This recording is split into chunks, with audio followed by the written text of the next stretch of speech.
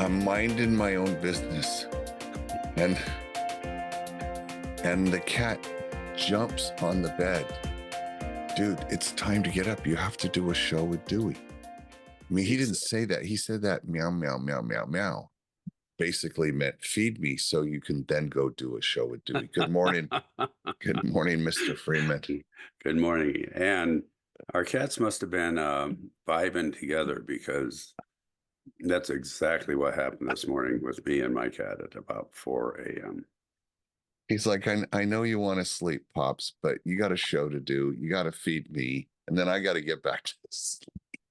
Yeah, then I have to get to work on the pillow, like being curled up. Making biscuits and then put myself to sleep. Mm-hmm. And sitting on Kimberly's lap. So I tell you, I love the animals in our lives.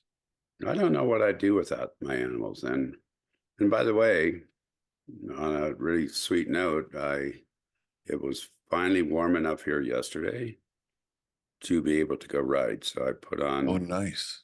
I did my first ride of the winter/spring, and with me and Moondash. So wow, that's fantastic. It was super sweet, super fun. There's still a lot of snow on the ground, right?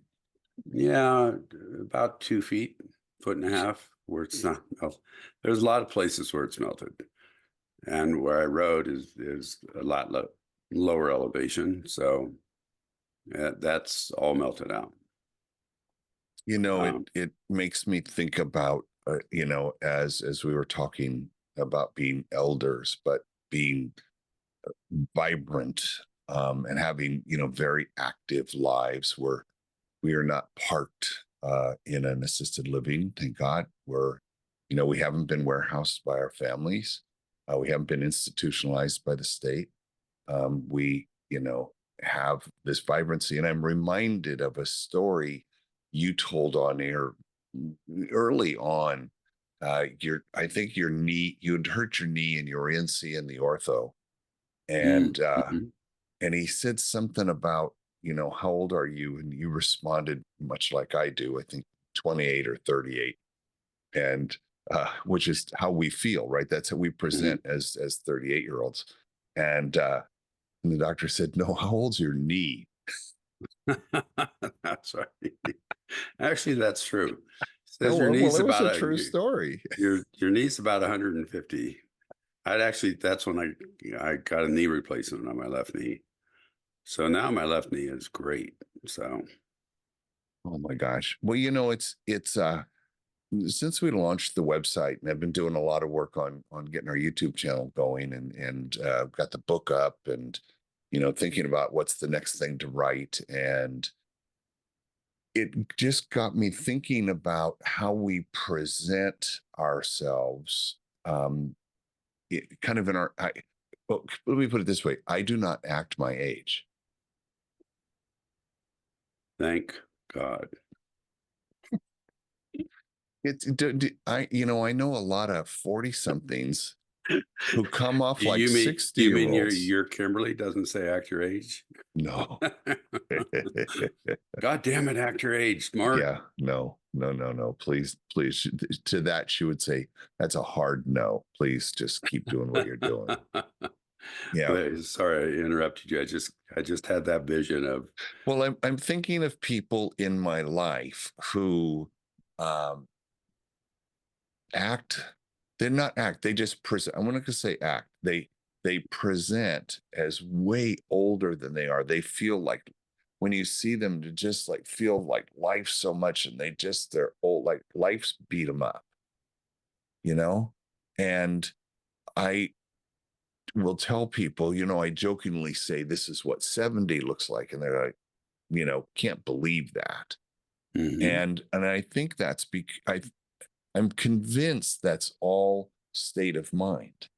And that while if you look close, that it's all wrinkly and crepey and all the kind of stuff that happens as our bodies deteriorate, but I think our spirit overcomes all of that as when you show up. So the energy you show up with, and I don't want to get into energy fields and all of that. I'm not talking about that. I'm just talking, put it a different way, your vitality.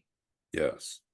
it's your vitality. What to me that governs maybe your emotional age. I don't know what it is. What do you think, Doc?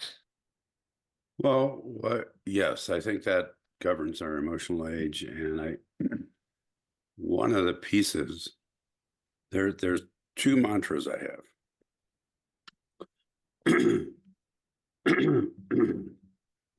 Excuse me, is one of them, and I've spoken about this before, especially when we get 4.5 feet of snow like we did like 2 or 3 weeks ago, and I'm trudging my way up to the horses to feed. And one of those mantras is, this is what I'm doing now. This is what I'm doing now. The other mantra, which is an interesting mantra that has happened more maybe in the last few years, is don't give up. Mm. It would be so easy to just go, I'm too old.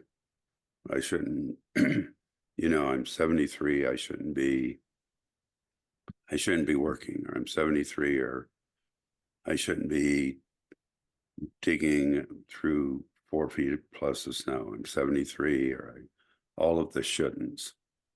And what I mean by don't give up is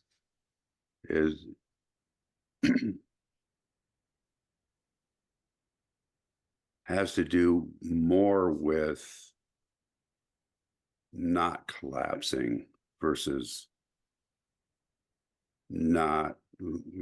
knowing what I truly am able to do and what I'm not able to do. I mean, for instance, in jujitsu, it's like, there's just stuff I can't do. But that doesn't mean that there aren't many, many more things that I can do. And just because I can't do these 2 things doesn't mean I can't do these 9 things.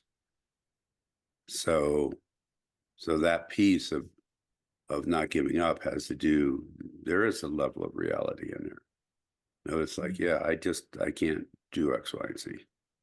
But it doesn't mean that just because I can't do those 2 or 3 things doesn't mean that I should not, well, one, not try those to the best of my ability, but also not take that as an indicator that I can't do other things. So does that make It's any interesting. level of sense? 100%. And what's interesting is you call them your mantras, and define just real quick so we make sure if someone's not sure what that word means. What does that mean to you? For me, and those it's just, I actually say them to myself. Yep. As in the middle of whatever is going on, and they're more like, many times mantras, people, the definition of mantra is perhaps a certain thing that somebody is saying when they're going into meditation or something like that. Mm-hmm. But this has more to do for me with it being a reminder. Like I shared that I got to ride yesterday with Moondash, and one of my mantras with Moondash is, we can ride anything. We can ride anything. We can ride anything. And it's actually a message that I give to him too. It's like, and even when I actually say that quietly, but I say it out loud, and I can see a shift in his energy of him going, oh, okay, yeah, we can do this. Like, for instance, going through a flooded creek that's 4 or 5 feet deep. We can do this. We can do anything. Okay, Pops, I got you. Let me put on my waders. Exactly. We've talked about in for me, I call it my ethos, which was developed through Uh, martial arts. And, to remind people courtesy, integrity, perseverance, self control, and indomitable spirit. And as you were talking, I heard perseverance, right? You can do this, perseverance. And I say those to myself many times. I say it out loud a lot of the time because I think it's a big part of who I've become over the last 25 years. And it it helps regulate stuff. So the other one is when you say we can do this, that's the fifth one, indomitable spirit, absolutely. right? And so those, what I love having those bundled like that. And when you say we can't, and then I've also found I'm allergic to the word shouldn't or should, either versions of that. And so Mhm. when you said, "Oh, I shouldn't, I was like, ooh, wow, it's a triggering word for me. It has become a triggering word Mhm. for me. And when I hear someone I'm working with say that, I'm like, whoa, hold on, flag on the play. Just a second. Let's back up. And then the last thing that you said that got me was last night we did a big show. We had a 2-hour show here in Carpentry, our Spring Fling improv show. The seven of us, and Kimberly was the master of ceremonies. It was a fantastic show. We had 50 or 60 people in the house. It was Really? perfect. Yeah, it At was. We that had at that theater at our where theater. Yeah, yeah, it was great. And some that's people a best great show. place. Yeah, we just absolutely loved it. And one of our Tuesday evening students, because we teach improv there, wasn't performing. She was there with a new boyfriend. She looks very happy, and I just love her. She's just a sweetheart, and she kind of has had challenges in that area. So it was fun to see her be really Boyfriend happy. challenger, boyfriend challenges. Yeah, but she's extremely accomplished, very, very, very lovely. And so during the intermission, I was, talking, I was getting to meet him, and Mhm. I'm 6'3", we're both tall. He's 6'3", but built like a truck. Like you can, like you push on him, he's not going anywhere. He's just solid guy. And I said something like, man, I couldn't. I said, I got 2 black belts, but there's no way I would go after you, dude. And he says, yeah, but you could hurt me with your words. And I went, Really? yeah. And I said, oh, yeah, you're right. To the point of what you had said, I can't do this thing, but I sure can do this thing. Right. That's a pretty big statement that let's let's talk about that a little bit. That piece of I I couldn't take you on physically, but I could hurt you with my words. That or you could hurt me with your words. That's a pretty It was an that's astute observation. yeah, in all honesty, I'm going, I want to meet this guy. I mean, one, that the insight, especially in being willing and able to say that to you the first time you meet him, which is a pretty big deal. But the second is that what that says to me is that this man has heart. I'm glad to know that because I care a lot about her, and we were talking afterwards after the show as a crew, and kind of it's a small community, so everybody Hmm. kind of knows everybody, and we were commenting on, hey, we met the boyfriend, and this is the first one we've met, and we've heard the how are you doing? Oh, we've heard the not working out story. So it was really Hmm. pleasant to hear that. And they said, no, they're serious, and they're very committed to one another. And it's just nice to see that. And you know, I, I found myself in interacting with younger people, I put them in a category. Are they my son's age? Right. So he would have been 52 right now. My daughter's going to be 50. And God, I am not allowed to say she's going to be 50 because she will slap me. But I have people in that category, and I have most of my interactions are with people that age, Mm-hmm. and and they're peer level interactions. And then there's the ones that are the 35 and under, and the ones that are close to 20. I relate more as, oh, in 2 years, my oldest grandson is going to be that age, so Mm-hmm. they're equivalent, Mm-hmm. and I take on this role of elder just automatically with them. I feel like um, one of my mantras is every moment matters. Mm-hmm.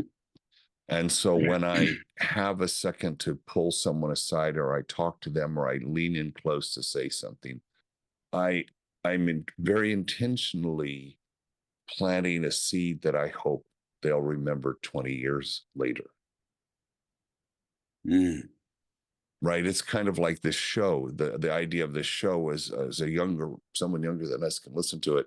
If they hear one thing that they can hold on to and it turns into something that helps them, that's why we Yeah, do that's this, fantastic. right? Mm-hmm. Mm-hmm. And so I leaned in, and she was just glowing. It was wonderful. And I said, just remember, life's really simple. And Have you said something. this I to. said that to her Mm-hmm. quietly.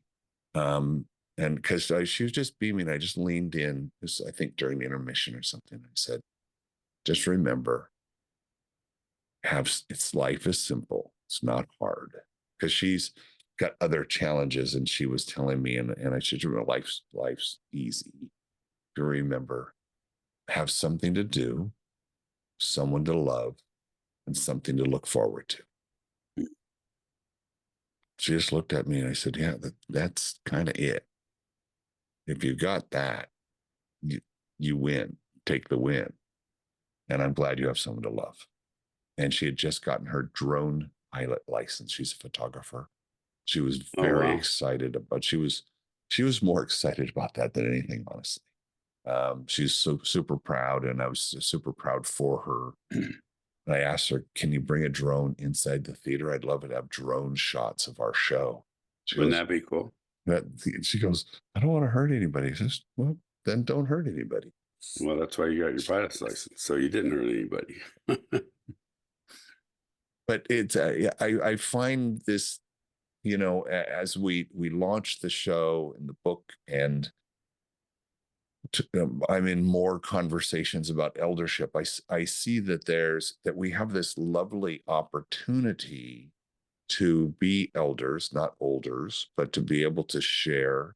And I think one of the things that came up during our 100th episode was, what is it that made you an elder, not an older? And it's that you passed through these major life struggles, and the struggle didn't win. You won, and you earned a lesson as a result of going through that struggle. It didn't just have to repeat itself on repeat until you did learn the lesson. And we've been fortunate enough in that regard.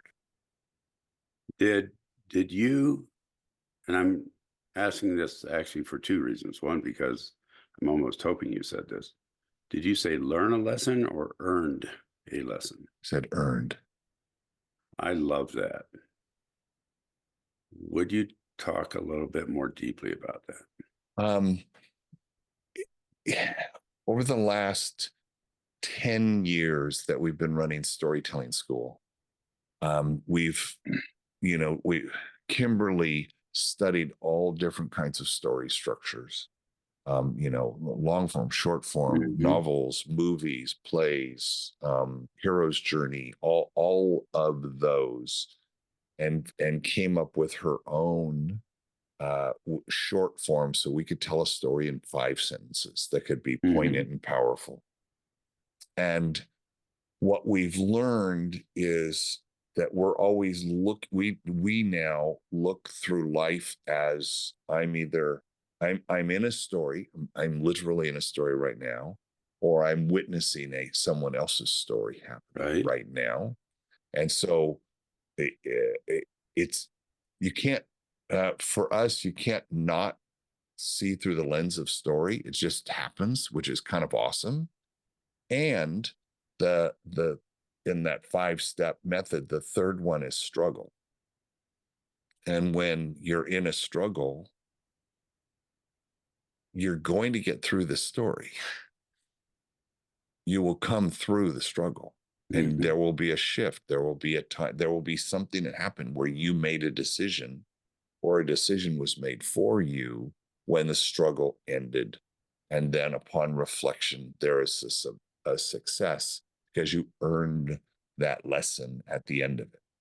And so when I see someone struggling, I will say, because you can tell it's you deal with struggle Totally. all the time, and I will say, you're gonna get through this. You're in a struggle right now, and it's fucking hard, and you believe you will always be in the struggle.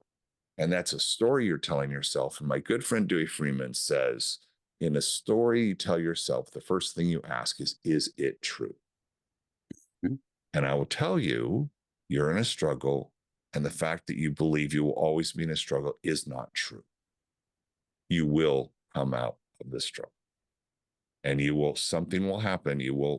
I don't know what that is yet, but at the end of it, I'll be able to tell you what the setting was, what snapped, what changed that began the struggle, what the struggle was, what the shift was that ended the struggle, and the success is what you earned, the lesson you earned. Mm.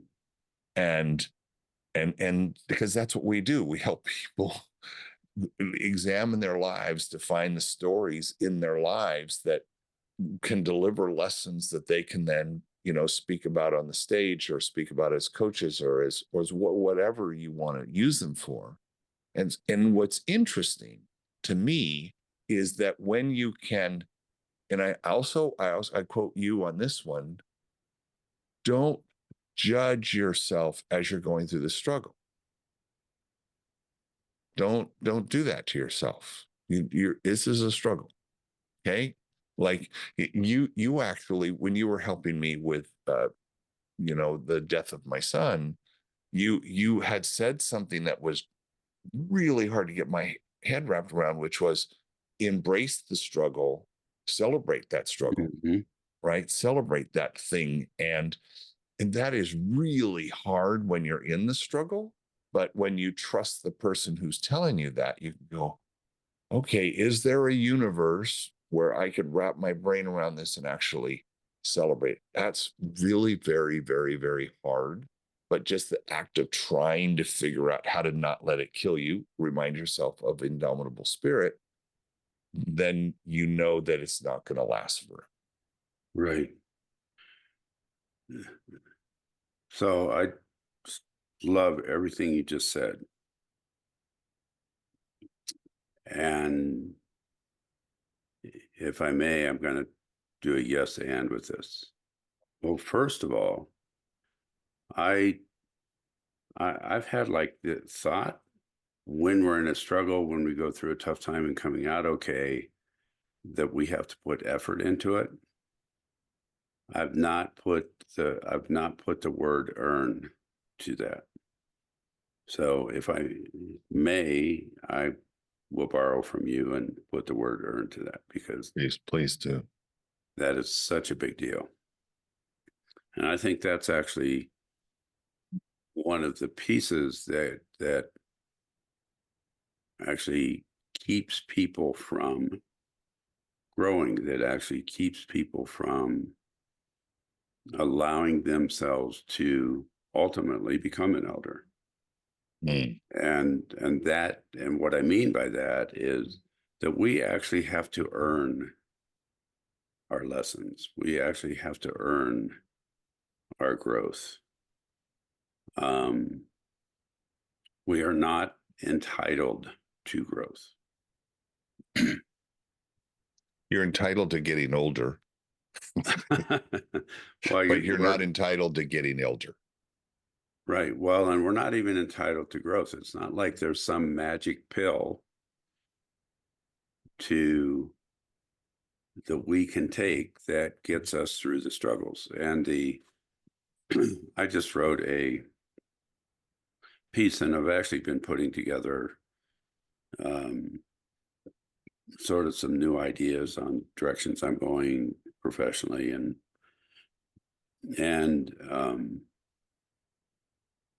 the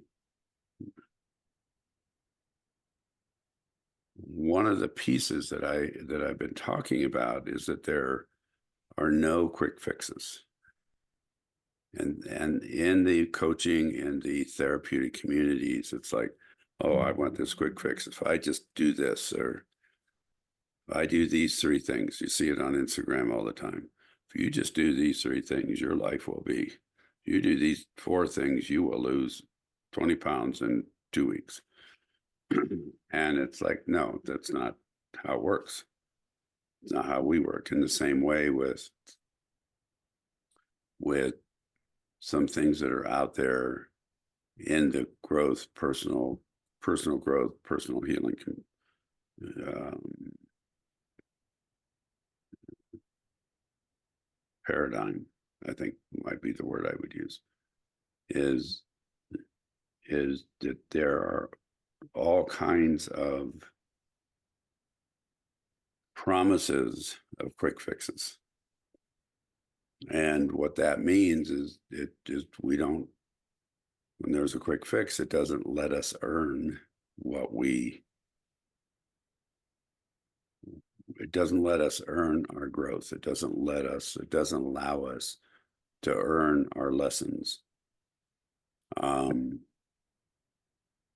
When we, and I could do a whole riff on this, on dopamine and polyvagal theory. I mean, it's just a bunch of things came together when you said that. But that the earning piece of our growth is, I believe, huge. And there's no quick fixes. Just like when I have lost children in childbirth, you've lost a child in adulthood. There's no quick fix to that grieving process. There's no, it doesn't happen overnight. And I mean, and there are times even when someone is asking me about what goes on for me, or how I got where I got, even when I talk about some of those things, I still have tears come up. Sure. And rightfully so. And so that piece of earning our lessons that's such a huge piece. One of the things I've learned, or became aware of this is, so that struggle happens and then the struggle ends in some way or another, right? In some way or another that you make a decision. That's how the struggle ends, is you make some decision. Right. And then you don't, that fifth step of success sometimes goes unnoticed. And I think when it goes unnoticed, you don't claim the earning, if you will. You don't punch the ticket to say, I learned that. And what happens, I believe, and this is a belief I've had since I was very, very, very young, that if you don't claim the lesson, hey, I did that, and you tell yourself you own that you earned that lesson. I got, okay, did that one, don't need to do that one again. Got that. If you don't have that bookend on it, you're doomed to repeat until you get the bookend.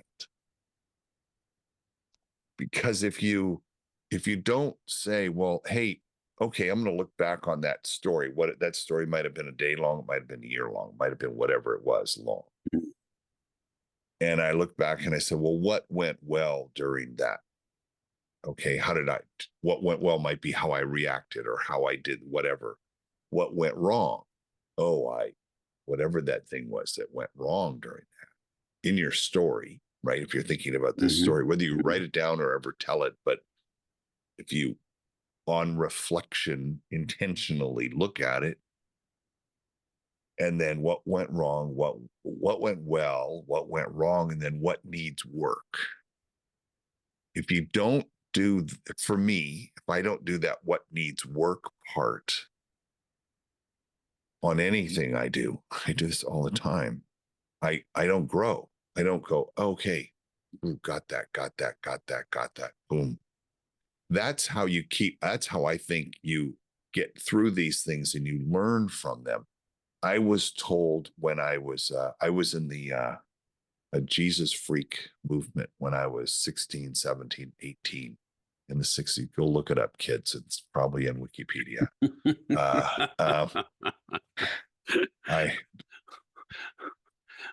I wish I had photos of that. I'm probably glad I don't, but I fond memories of that. And I remember Father Piper saying, I was praying for something, whatever it was. And he said, so you expect that you're now just going to get that because you asked for it? And I was like, well, yeah, that's what you do. And he goes, oh, be careful, buddy, because what you're asking for is to be put into situations where you will learn/earn that, which means you're asking for struggle, because that's how you learn things as you go through that. And I was 17 when I heard that. And I heard it in a way that I'm telling you now, 55 years later, that I learned that, oh, okay, so if I ask for something, I'm going to have to go through the struggle to earn my little pin. So I want to make sure I claim those lessons as I go through them through life. Doesn't mean I'm not going to have struggles at all, have them all the time, but that I'm going to be able to. It's almost like, and I'm mixing all kinds of metaphors, but it's almost like that I was a Boy Scout as well. It's a little merit badge for each one of those things you went through. I wonder what the merit badges of life are. I'm gonna write that down. That wouldn't that be a good story? The merit badges of life. Well, and maybe the question that we might want to ask whomever is listening to this is what are your merit badges? Yeah. Because they're probably different for each person. Oh, 100%. And I'll slide into polyvagal just for 37 seconds here. And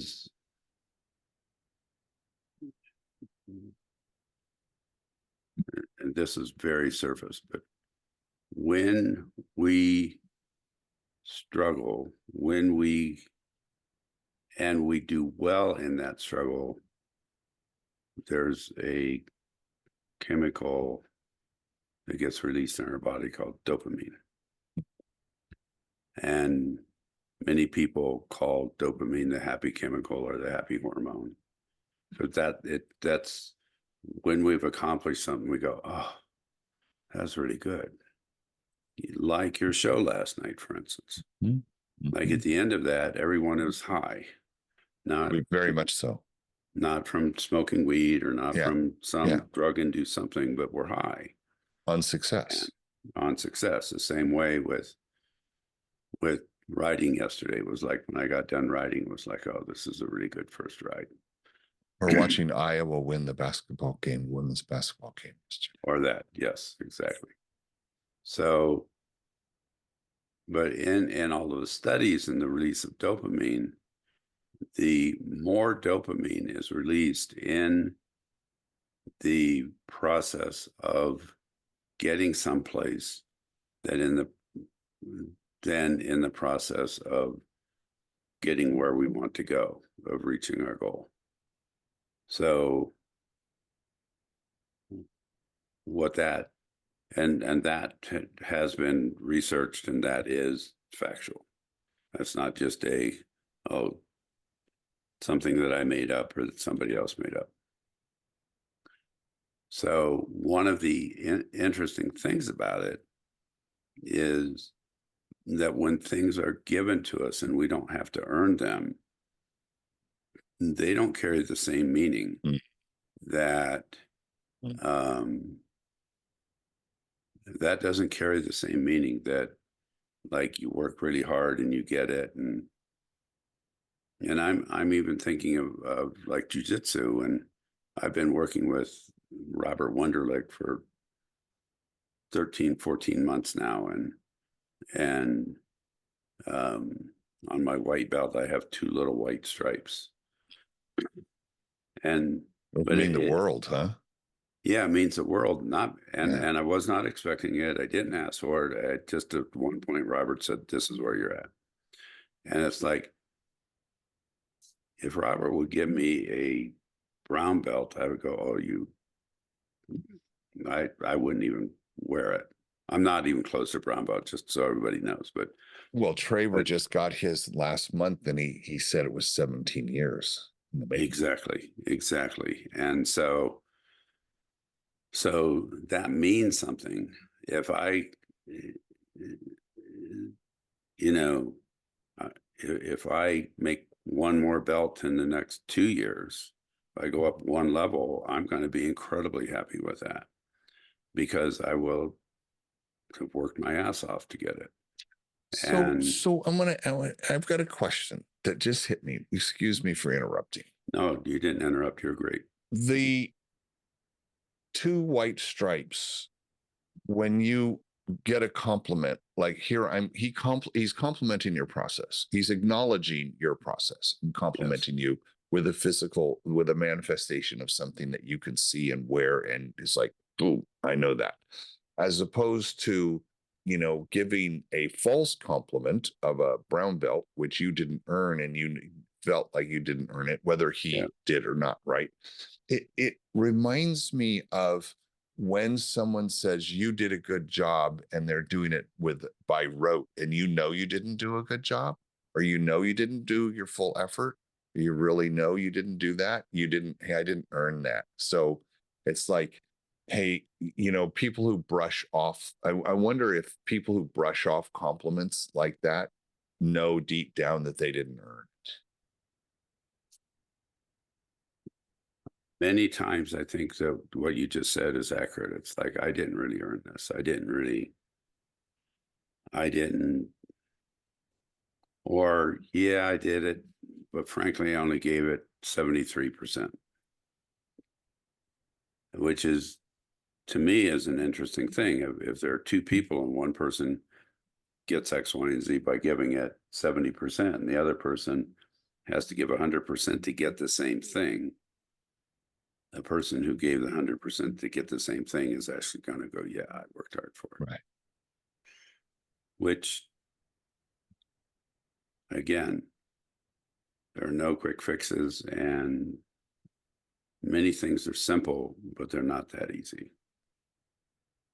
Does this I'm wondering if this touches on, in one of our earlier shows, we talked about levels of competence and incompetence. And it feels like when you have conscious competence, like I know you know, last night doing improv, I was aware that we were, when I was watching other people do things and we were all watching one another. A big part of improv is being very present, watching. And we were conscious of the competence and the players. As a team, we're getting better and better and better all the time, and we're conscious of that. And compliments mean something during that, or criticism, whatever that is, because we are conscious of our ability to do a thing, our competence in a thing, as opposed to unconscious competence, meaning it's just in your, as we know, we've talked about this at length. I've just really, you have unconscious competence around with you and Moon Dash writing, right? You don't even think about things. You just do that. we've not reached that level. And I wonder, do the compliments stop when you become unconsciously competent at a thing because people don't feel like you need to hear that because you can just tell that you are that? Or did I stray off the reservation there a little bit? No, I think that, I don't know if the compliments stop, but what I think happens, at least my experience, is that when somebody truly has unconscious competency, which is the highest level of competency, what that means to the audience is it's in your bones. It's just there. Two things happen. One is a lot of times people don't even see what you did. Yep. Because they don't see what you did. For instance, one of the things I work with Moon is in stopping, I just take a deep breath. I just go, and he stops. And I have worked with him on that for a long time. And he stops literally, whether I'm trotting or walking or cantering, or whether I'm going up a hill or down a hill, and I do that. I asked him to learn that because there are times where I'm not able to have my hands on the reins. Like if I'm doing something as simple as getting a drink of water, or I'm pushing branches out of the way, or I'm doing something with friends, sorting cows, or it's like, I want that level of communication between Moon and me. But people, and I've had people watch me and they go, how did you stop your horse? And it's like I said, I just take a breath and sink into them. But it's not something that people can actually see. And so the same way, I mean, when I watch, and actually I've watched you and Kimberly with the improv stuff, and it's like, oh, where'd that come from? And it's like, I would have to have thought about that to get to where you got. So, and it's the same way for me, the compliments don't particularly stop, but the compliment I give is that I admire your level of competency. And it's like because most of the time I don't even know what just happened. If it's truly in your bones, it's like, I don't know how you got where you got, because it's in your bones. You open your shirt and then you see all the merit badges and go, oh, right. Right. So it's more like, for me anyway, it's more of an admiration of, it's like, oh, how'd you pull that together like that? And people say that to me around certain things. It's like, how'd you come up with that? And it's like, and most of the time my answer is, I don't know. Life's a magic trick. Well, it's because it's unconscious competence. Exactly. It's like, exactly. It's just there. And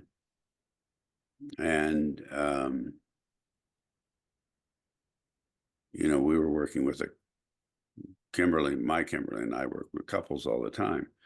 And one of my horses did something, and it's like I'm going, and they asked, how did you know he was going to do that? And it was like, well, actually I didn't, but I'm not surprised, and I do know why he did it. And so it's like there's a fluidity that is a pretty big deal. All part of being an elder, my friend. All part of being an elder. Hey, I love you. I love you too, my man. Man, I was paying attention. I was looking at the clock, because usually about 20 people who listen to the show, it's between 25 and 30 minutes into the show, we get, oh, that's what we're talking about. Right. I love that. Hey, till next week. Till next week. Love you.